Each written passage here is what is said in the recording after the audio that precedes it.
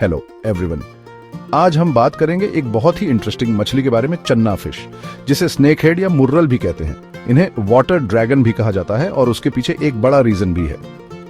सबसे पहले इनके नाम।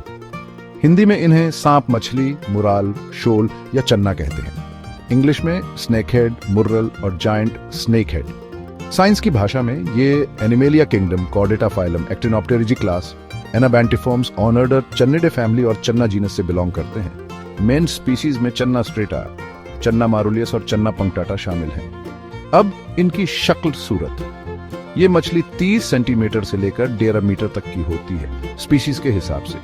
इनका शरीर लंबा और सांप जैसा होता है, चपटा सर और मजबूत जबड़े। आमतौर पर ये हरे, भूरे या स्लेटी रंग की होती है और इन पर धारियां या धब्बे होते हैं। इनकी एक खास बात, ये हवा में सांस ले सकती है, एक खास ऑर्गन, लैबिरिंथ ऑर्गन की वजह से, जिससे ये कम ऑक्सीजन वाले पानी में और थोड़े समय के लिए जमीन पर भी रह सकती है। ये कहाँ रहती है? ये आपको इंडिया, बांग्लादेश, नेपाल, श्रीलंका और साउथ ईस्ट एशिया में नदियों, झीलों और दलदल में मिलेंगी। ये मांसाहारी होती हैं, छोटी मछलियां, मेंढक, कीड़े मकोड़े और क्रस्टेशियंस खाती हैं। इनका ब्रीडिंग मानसून में होता है और माँ बाप दोनों अंडों की रक्षा करते हैं। ये अपनी जगह के लिए बहुत लड़ाकू होती है। चन्ना फिश इकोनॉमिकली और इकोलॉजिकली बहुत इंपॉर्टेंट है।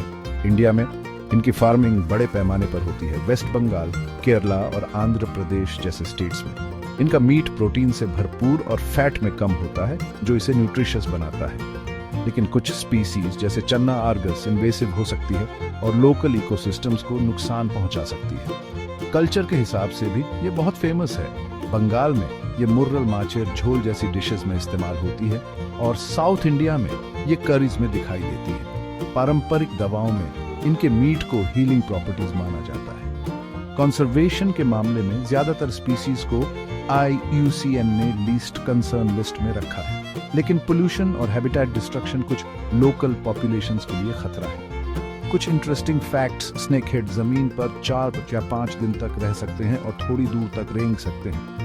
ये अपने बच्चों की देखभाल भी करते हैं और कुछ जगहों पर इन्हें वाटर ड्रैगन कहा जाता है क्योंकि ये पानी के बाहर भी लड़ सकते हैं। लेकिन एक वार्निंग, ये इतने इन्वेसिव हैं कि कुछ देशों में जैसे USA में इन्हें रखना या छोड़ना इलीगल है। तो ये थी चन्ना फिश की कहानी। हमारे नदियों और झीलों के वाटर ड्रैगन ये एक्वाटिक इकोसिस्टम्स और हमारी इकोनॉमी के लिए बहुत इंपॉर्टेंट है, लेकिन इनका मैनेजमेंट एक बैलेंसिंग एक्ट है। देखने के लिए धन्यवाद। अगर आपको ये वीडियो पसंद आया तो लाइक बटन दबाएं और ऐसे ही और इंटरेस्टिंग वीडियोस के लिए सब्सक्राइब करें। मिलते हैं अगली बार।